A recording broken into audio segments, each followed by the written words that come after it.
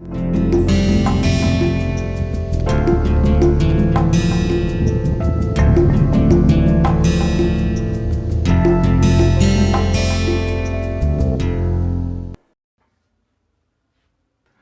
we are going to talk about a very important idea called the mean value theorem or Lagrange mean value theorem, named after its originator, the famous mathematician Joseph Louis Lagrange.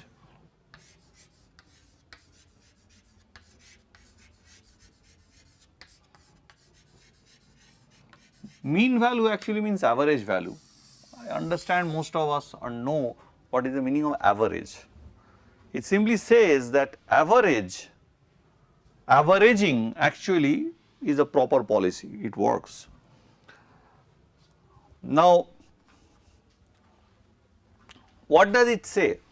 What does the Lagrange mean value theorem says?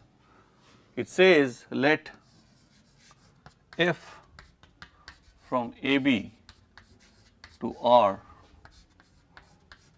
be a function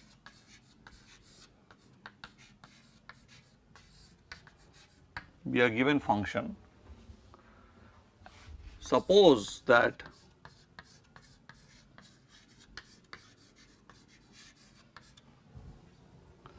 number 1, f is continuous on AB. CONT means continuous, these are the short forms I am using just to improve the economy of writing. And number 2, f is differentiable on the open interval AB.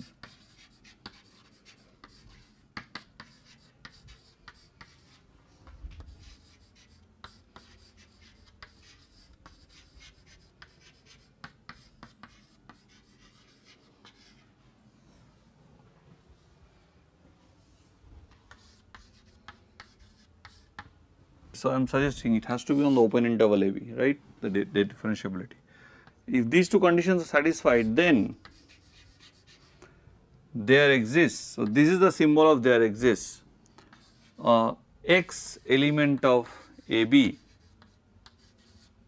actually in the open interval AB, of course, I will just x such that f dash of x is equal to fb minus fa by b minus a. Now, this is the statement of the Lagrange mean value theorem. So, I will first show how to interpret this idea, what it means. So, it has one mathematical interpretation and it also has a physical interpretation. So, let us first look at the mathematical interpretation of what does it mean. So, if I have a function, I am trying to draw the graph of that function, say A to B. So, maybe this is a continuous and nice functions here. Okay. Now, what it says, so if you look at this point of the graph, then this is nothing but AFA. And if you look at this point on the graph of the function, so this is your x and this is your y. So, this function is nothing but y equal to fx. So, this function is actually y, the graph of the function y equal to fx. So, at this point it is b f b. Okay. So, what is important is the following. Now, what does this thing mean? Now, if you join these A FA and B FB by a straight line, so call this straight line say L, call this straight line L, then slope of L is nothing but FB minus FA by B minus A. Derivative has a very interesting explanation in the sense that, which I think we have not told you in your class, in your lectures on derivative, a derivative has a very interesting interpretation. So, the derivative is nothing but the slope of the tangent line at a point x f x. So, here if you are having a function is differentiable say, and this is the point x f x,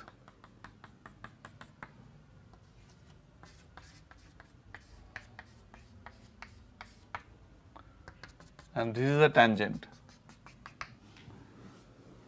So, we have also mentioned it, but this slope, so if this is theta, then tan of theta is the derivative at x f x. So, that is I would ask you to go back and think why a derivative at a point x f x would actually be so. Because what does the definition of the derivative says? It says that if you take some point here which is say this is x, then this is x plus h, then you will have some point whose coordinates are, this coordinates would be x plus h and f of x plus h. So, basically you take 2 points and you basically look at the secant joining it, the chord.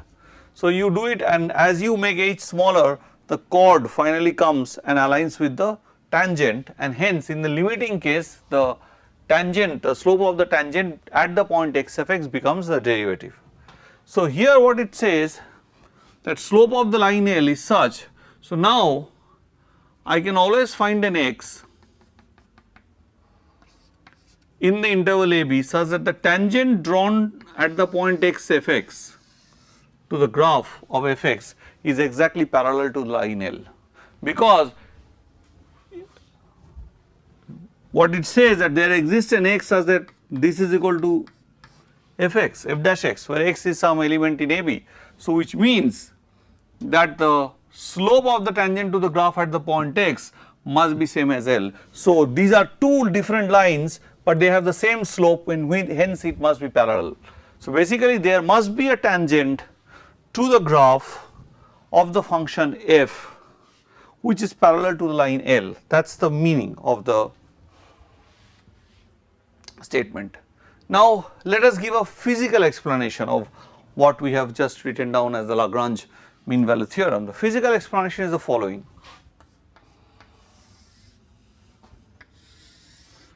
So, suppose a car starts from time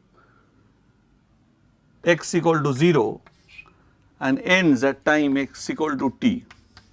In that the car has moved a certain distance. So, in this axis is the time axis and this is the distance axis.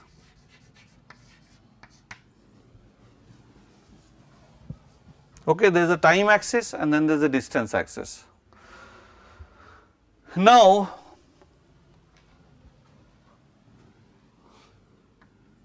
so at the point x equal to 0, the distance travel is 0, 0, 0, and at the point x equal to t, the distance travelled is say, so the distance is a function of time, let us call it f of x, so the distance is f of t. So, this is nothing but t f of t. So, now how do I calculate the average speed in over this distance? So, the average speed is nothing but, so if I want to calculate the average speed, so the average speed is nothing but the distance travelled in this time interval divided by the time taken. And now, assuming that the path of the car which has been described is a nice function with differentiability and continuity properties just as it. So, what does it say? That there would be a point, so here is your line joining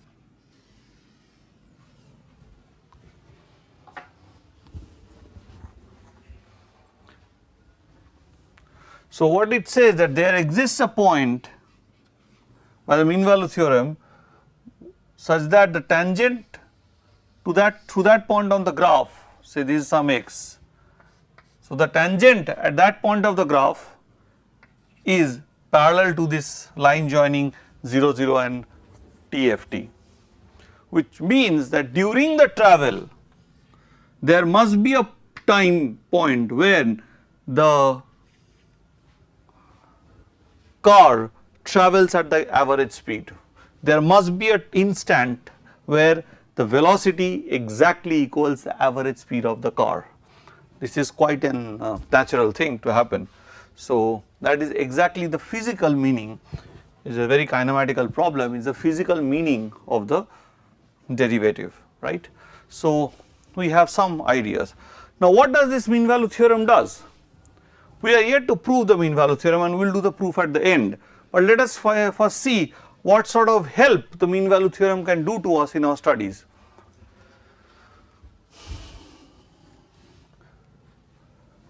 So, when do you apply the mean value theorem? What is the situation when you apply the mean value theorem?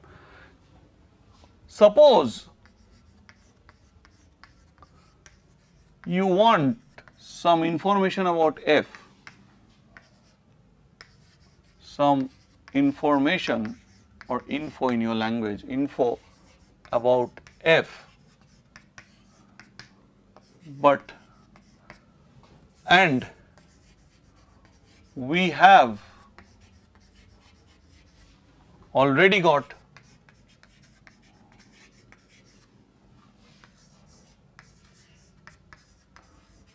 some info about f dash, then use the Lagrange MVT or just then use the mean value theorem. I will give you an immediate example which you will be quite surprised to see. Many of you might not have thought about it.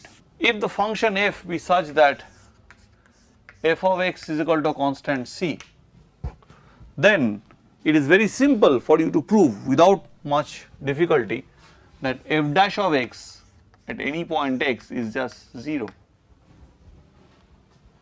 It is just 0. But if I ask you the reverse question, that if f dash of x is equal to 0, if f dash of x is equal to 0, is f constant? So, I am asking now the reverse question. If f dash of x is equal to 0 for all x, say in an open interval, or say all x element of AB or whatever, or what the whole R, does not matter, then is f constant over AB.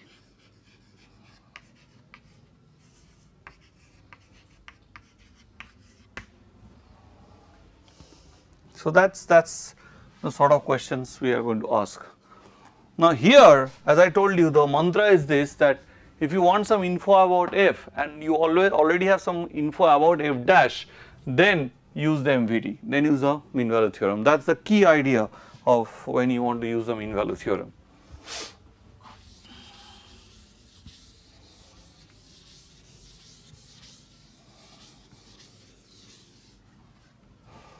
So, how do we do it? So, take the interval AB on which the derivative is 0, and take any points, say x and y in AB, any 2 points, any arbitrary point, does not matter which point. Then by the mean value theorem, fy minus fx divided by y minus x is equal to f dash z, where z is an element in the open interval, sorry, xy. So, now, but in this whole interval, so z is somewhere here.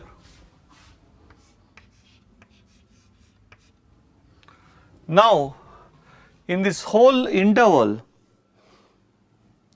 a to b, the functional values of f dash is 0. So, f dash z is also 0. So, this would imply that Fy is equal to Fx.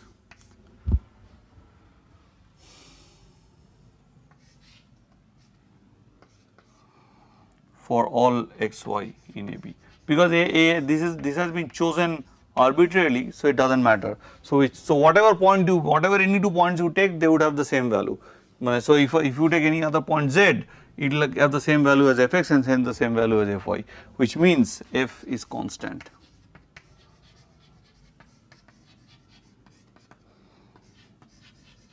So, this is the first, this is a application of the mean value theorem, right.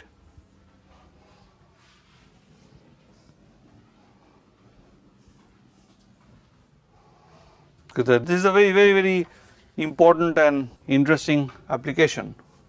For example, if you have another simple application of what we have just, so once we know this, I will show you another simple application of this. The simple application is the following. So, if f dash x is equal to g dash x, then it implies that fx minus gx must be equal to 0, equal to constant. This is an obvious application of this idea, because that is, if f and g have the derivative same, then they can only differ by a constant. The algebraic non-constant parts must be equal. So, this what does it mean? F dash x is equal to g dash x. This implies so that f minus g dash of x is 0, and from the above result, this is so this is true for all x, of course. So, if from here there the result above that we have shown that if f dash x equal to 0 for all x, then f must be constant. So, f minus g of x is constant, and by definition this is nothing but fx minus gx, and that is constant.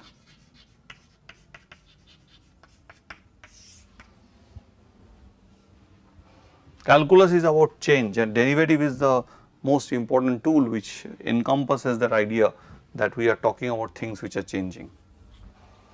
Now, we will do the proof, but to do the proof we will come in a stepwise fashion. So, I will keep the theorem up here and rub and start working on this part.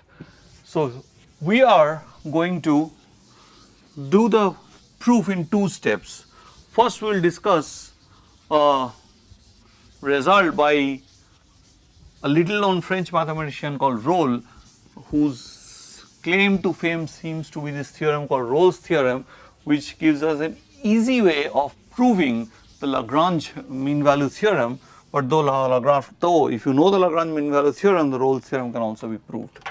It is essentially some sort of a special case of that. So, let us first prove the Rolle's theorem and then apply the Rolle's theorem to prove the Lagrange mean value theorem. So, what are the ingredients of the Rolle's theorem? What does it say? What are the things that are there, and what does it say? So, as before, let us have a function f from AB to R. Here you will observe that in all the cases we are assuming the continuity at over the whole interval AB, closed interval. So, at the left and right end points I am essentially talking about left continuity and right continuity and left continuity. So, but I do not bother about the derivatives at the end points, I am happy without that. So, let us have the following. Number 1 point, f is continuous on AB. 2, f is differentiable on AB. So, I am just giving the shortened continuous differentiable. And number 3 is an important assumption. It says that f of A must be equal to f of B.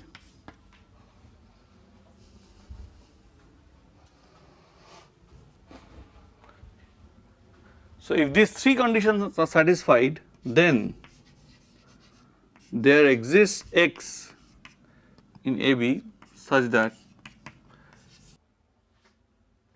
f dash of x is equal to 0.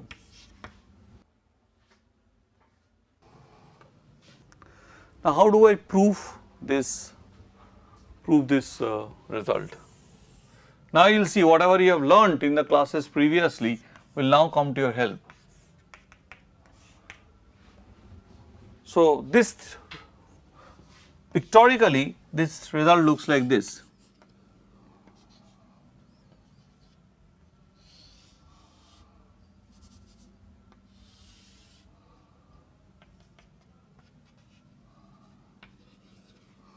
So, this is your A and this is your B. So, f of A, this is f of this is the f of A and this length is f of B, and f of A is equal to f of B. So, it says like if you start rising from here, you would again have to fall back to FB. So, there must be a point where you reach the maximum. So, you climb the hill and get down on the other side, or it could be like this. So, you descend to the valley and get up on the other side. So, you will have a minimum. So, at those points f dash x would be equal to 0, which you already know. Now, the proof depends on this result, which again is a very important one, which you already have studied. Since f is continuous,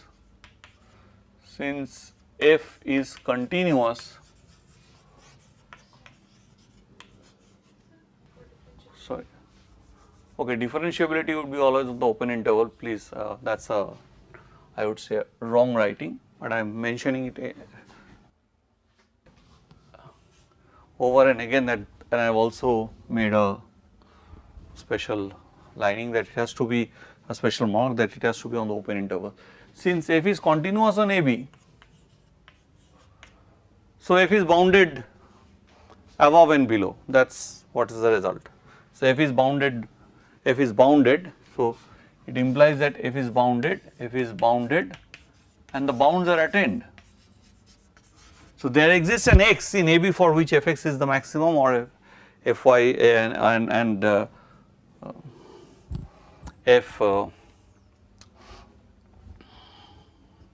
fx is the maximum, there is some x dash for which fx dash value is the minimum, and the bounds are attained,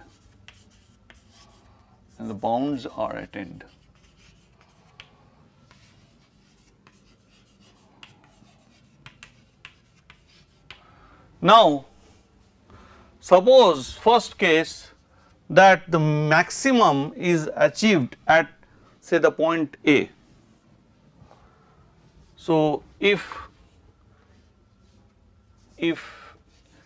x equal to A is the maximum point,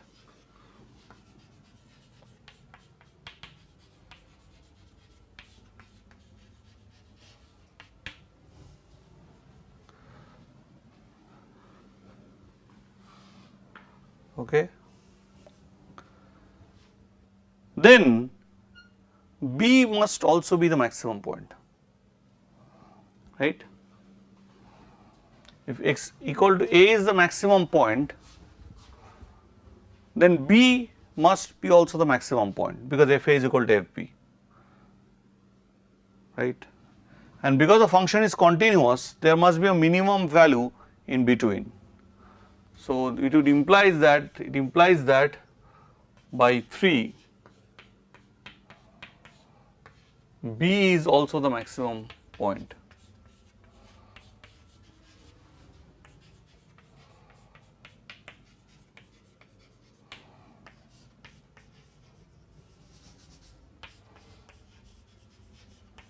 But as you know, because of the fact that the bounds are attained, there must be a minimum value also of the function. There must be an x for at which the function attains the minimum value, but then that x cannot be lying at either A or B, it has to lie at some point in between. So, which implies there exists x element of AB such that x is the minimum point.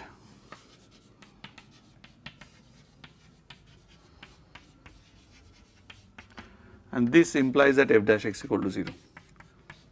Of course, if there both the minimum and maximum lies in the interior in open interval AB, then anyway f dash x equal to 0.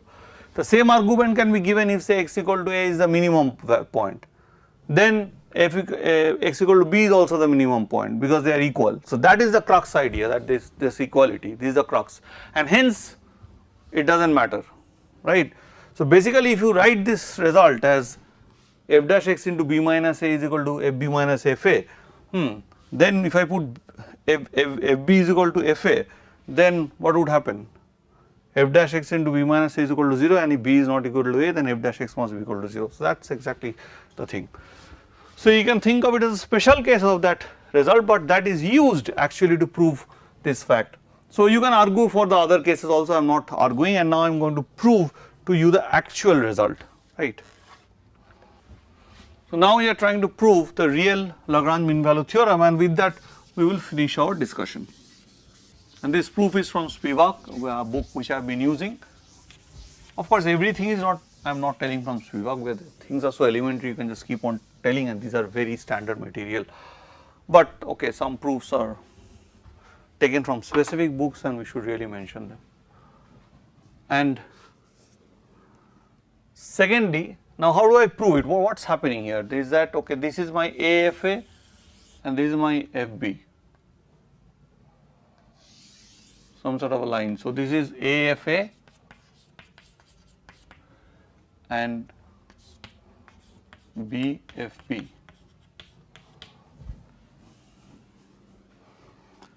Basically, given any function value,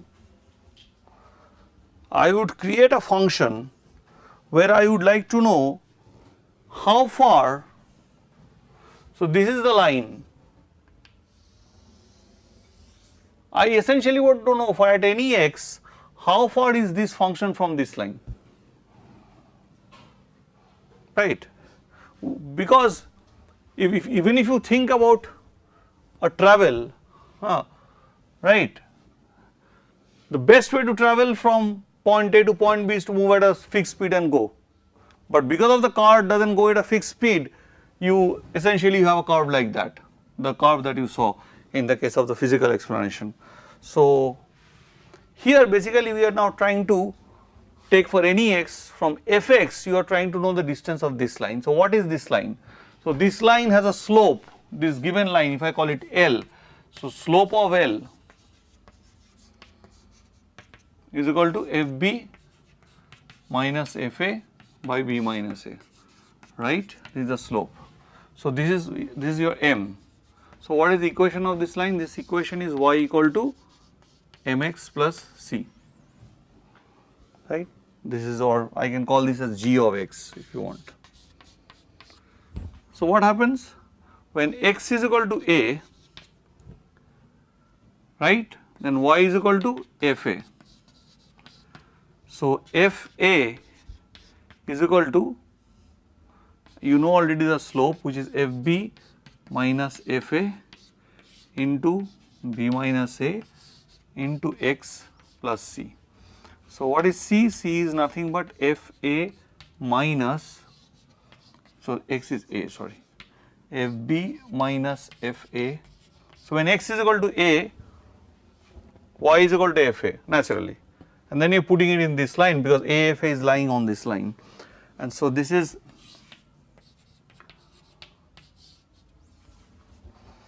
my constant. So finally my function gx would look like fb minus fa by b minus a into x minus a plus fa. So basically I would like to know the difference between fx minus gx, that is the key idea. So I construct a function hx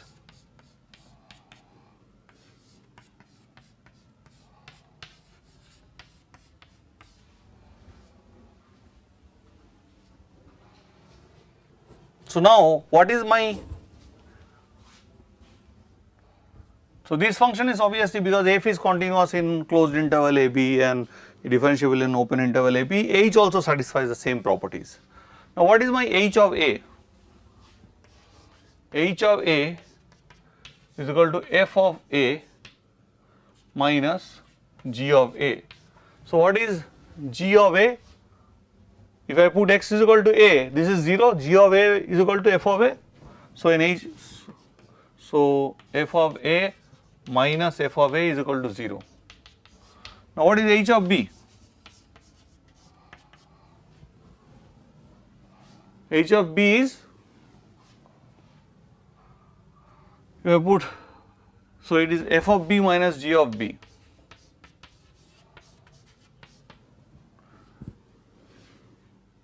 So, this is b, if I put x equal to b, b gets cancelled, b minus a gets cancelled, f a gets cancelled with f a, and this is nothing but, so just a moment, it becomes equal to fb. So, gb, fb minus gb, so okay, so fb minus, in this case if you put gb, so gb is nothing but fb, because if I put here b minus a cancels, fa cancels, so this is gb. So, gb is nothing but fb. So, you will have fb minus fb which is equal to 0. So, now h is a function which is having continuity over the closed interval, differentiability over the open interval, and h of a is equal to h of b equal to 0. So, which means there exists x such that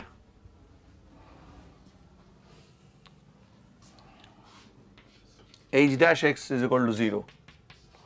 So, what is h dash x? H dash x is equal to f dash x minus g dash x. So, h dash x is equal to 0.